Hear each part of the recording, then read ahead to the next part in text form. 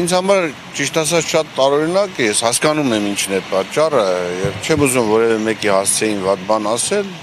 դատական նիստերը ընթանում են շատ օրենքի շրջանակներում, ես որևէ խնդիր այդ առումով չեմ տեսնում, բայց տեսեք, նախորդ նիստերը ցույց տվեցին հստակ հետեւյալը, որ այնինչ իմ կողմից ասվել է, դրանք նախորոք արդեն իսկ հանրությանը հայտի երևույթներ են եղել։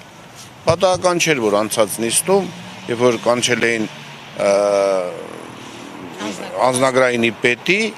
եւ որը ասեց, որ ինքը եղել է Արցախում, այնտեղ պատերազմի ժամանակ լսել է այն, ինչ հետո ես մի քանի ամիս հետո ասում եմ։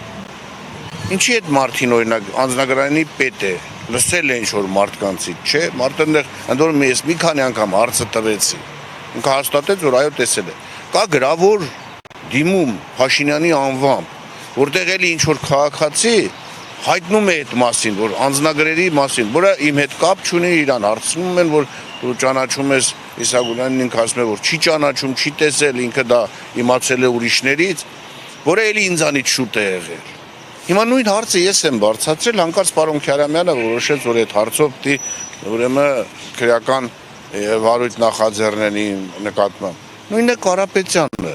Ես մեջ բերում եմ իմ ասուլիսի ժամանակ մի տեղեկություն, որ 6 ամիս առաջ ուրիշ մամուլում տպագրված է։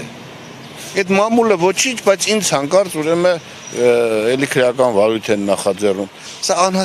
հասկանալի է, որ կոնկրետ անձի նկատմամբ որոշակի ճնշում գործադրելու քաղաքական արենայից հեռացնելու խնդիր է եղել դրված։ Ոչ թե որտեղ Իսագուլյանը կատարել է զրպարտություններ, ասել է ինչ-որ տեղեկություններ, որոնք իրականությանը չեն համապատասխանում։ Հիմա այդ ամեն ինչը դատական գործընթացի ժամանակ բացահայտվել է։ Հիմա ես օրինակ Քյարամյանը գա իմ հարցերին ինչ է պատասխանելու։ Ինքը կդնի իրան շատ անհարմար վիճակի մեջ եւ կբացահայտվի նա թե ինքը անձնական շահի տեսանկյունից որևէ մեկի անմեղության կախավարկած չխախտելով, բայց կբացահայտվի, որ ինքը անձնական շահ է ունեցել, անձնական բան է ունեցել եւ դրանից ելնելով են այս ամեն ինչը տեղի ունեցել։ Օրինակ հատկապես Վլադիմիր Կարապետյանի հետ կապված գործը աբսուրդ է։ Դա անում էին ինչի համար, որտեղ Իսագուլյանին մյուս գործերով չէ, հարկավոր էր շտաբ, որտեղ Քյարամյանը դարձել էր քննչական կոմիտեի նախագահ, Իսագուլյանին հարկավոր էր նստացնել։ Հիմա դրանք սա ստեղ կբացահայտվի։ Պատկերացրեք, մարդիկ իրանց